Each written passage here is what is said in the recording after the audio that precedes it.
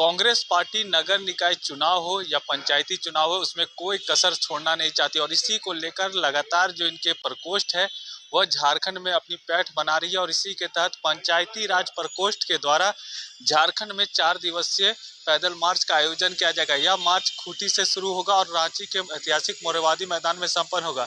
इसको लेकर कई जो एजेंडे सेट किए गए इसमें खास करके पेशा कानून है और साथ ही साथ जो नगर निकाय चुनाव होना है उसके लेकर जो सरकार नियमावली बना रही है उसको लेकर सरकार से बातचीत करने का भी एक काम किया जाएगा। मौके पर क्या कुछ जानकारी दी गई, आइए आपको सुनाते हैं। और आज हमारे साथ इस संवाददाता सम्मेलन में राजीव गांधी पंचायती राज संगठन के प्रदेश अध्यक्ष सुनीत शर्मा जी हैं।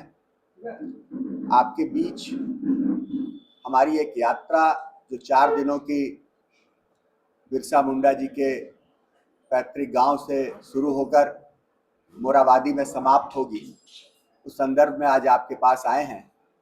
मैं चाहूँगा कि सुनीत शर्मा जी इसके बारे में आप लोगों को बताएं। सभी को नमस्कार, जोहार। और ये 19 तारीख से परसों से उलीहातू से स्वराज पदयात्रा राजीव गांधी पंचायती राज संगठन के द्वारा किया जा रहा है। और इस यात्रा में उलीहातू से हम लोग मोरहाबादी रांची तक 4 दिन में पहुंचेंगे और कुछ जंगल और वहाँ देहात सब लोगों से मिलते हुए, वनों का भ्रमण करते हुए और उसके बाद मुख्य सड़क से होते हुए हम लोग रांची तक इसमें पदयात्रा करके आएंगे। पदयात्रा के लिए 5 प हमारे बिंदु हैं और ये 5 प है पंचायत राज, पहाड़, पौधा, पानी और पेशा कानून। इस 5 प के बिंदु पर ही इस पदयात्रा को हम लोग स्वराज पदयात्रा को करने जा रहे हैं। और किसी किसी चीजों की समस्या को हम लोग जो है लोगों के पास जन जागरण के माध्यम से रखना और उनसे संकलित करके सरकार को अवगत कराने का काम इसमें हम लोग करेंगे। जो समस्या पूर्व से हम लोग जो क्षेत्रों में भ्रमण करके और लोगों से मिलकर के अनुभव कर रहे हैं उस पर मैं कुछ थोड़ा बताता हूँ, फिर शांतनु जी विस्तार से बताएंगे। उसमें यह है कि झारखंड जो बना, झारखंड लैंड ऑफ फॉरेस्ट, वनों के लिए इस प्रदेश का नाम, इस राज्य का नाम रखा गया।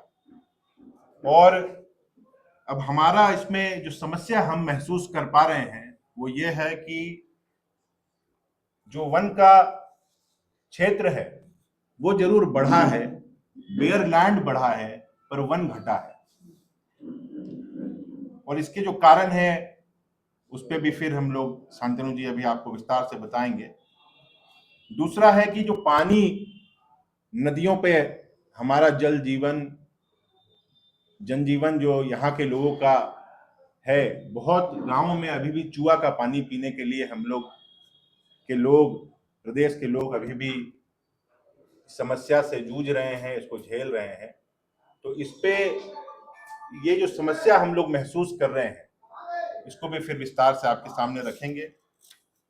और पंचायत राज और नगर निकाय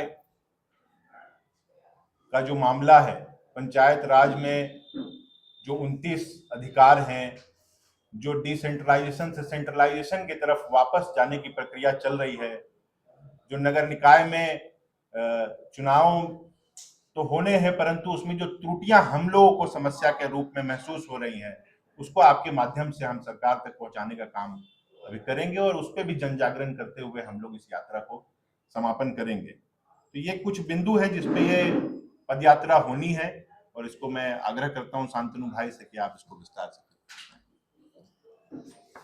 जैसा कि आपको बताया गया कि ये स्वराज पद यात्रा 4 दिनों का राजीव गांधी पंचायती राज संगठन के नेतृत्व में चलाया जाएगा। ये मुख्य रूप से जन जागरण का कार्यक्रम है और इस कार्यक्रम में हम जनता से संवाद करेंगे और एक वातावरण तैयार करने का, एक निर्माण करने का काम करेंगे। और वह वातावरण 2 चीज़ों को लेकर केंद्रित है। पहला, इस क्षेत्र के जल जीवन, जंगल के जीवन और वहाँ की समस्याओं को सरकार का ध्यान आकृष्ट कराना है। सबसे पहली बात जो बताई गई वो ये कि इस क्षेत्र में हर साल वन भूमि बढ़ाया जा रहा है। अभी तक लगभग 67 किलोमीटर झारखंड में वन क्षेत्र बढ़ाए गए हैं। सच्चाई ये है कि कागजों पे जो वन भूमि बढ़ रहे हैं वो बंजर जमीनों को बढ़ाया जा रहा है, बैरन लैंड है, वन नहीं बढ़ रहे हैं। आज राष्ट्रीय वन कानून के तहत 33% वन क्षेत्र होने अनिवार्य है। पहले हमारे यहाँ लगभग 23% यह क्षेत्र था, अभी बढ़ा करके उसे 29% कागजों में दिखाया जा रहा है। हमारा जो अपना सर्वे है जिससे हमको ये खबरें मिली हैं, उसको संकलित करने पर यह लगभग 20% मात्र वन भूमि एक्चुअल में है। कागजों पे ये 29% है और वो लगातार घट रहा है। इसके घटने से जो वन अधिनियम अधिकार हमने 2006 में दिया है वो भी प्रभावित हो रहा है।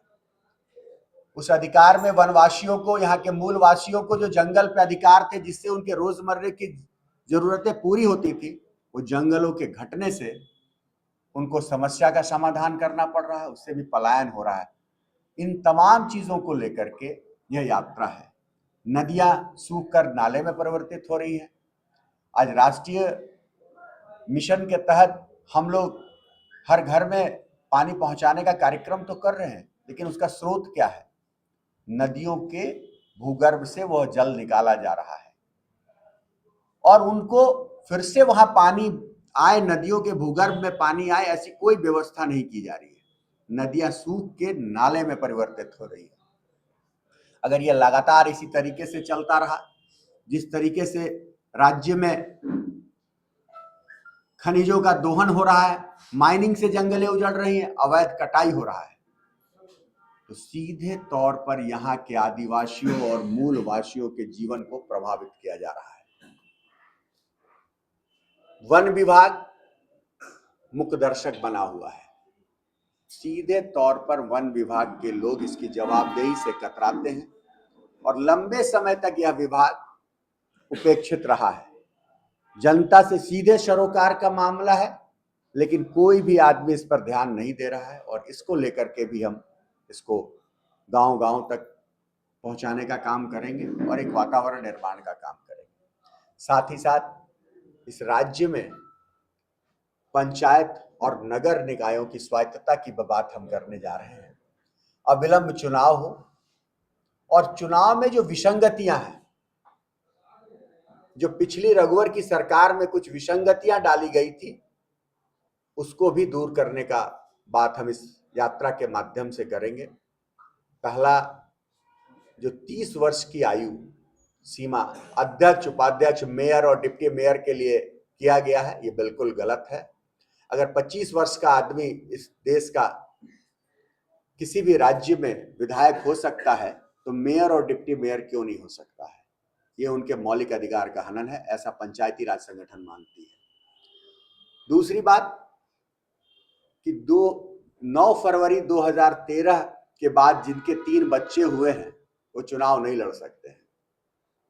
हम इसका विरोध करते हैं और हम ये मांग भी करेंगे सरकार से कि 2 विसंगतियों को अविलंब दूर किया जाए और बिना ये विसंगतियां दूर किए हुए व्यवहारिक रूप से सभी को जो प्रतिनिधित्व का अधिकार है वो नहीं मिलेगा। कहीं ना कहीं ये जो 2 कानून हैं लोगों के प्रतिनिधित्व के अधिकार का हनन करती है और राजीव गांधी पंचायती राज संगठन का स्पष्ट मानना है कि ऐसा कोई भी कानून जो किसी भी जनप्रतिनिधि के लिए प्रतिनिधित्व के अधिकार पर हमला होगा, उसके खिलाफ हम खड़े होंगे और उसके लिए आवाज उठाएंगे। यह यात्रा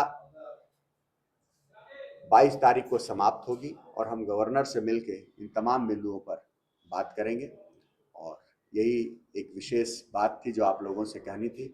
आप सब लोगों के कोई प्रश्न हो तो आमंत्रित हैं।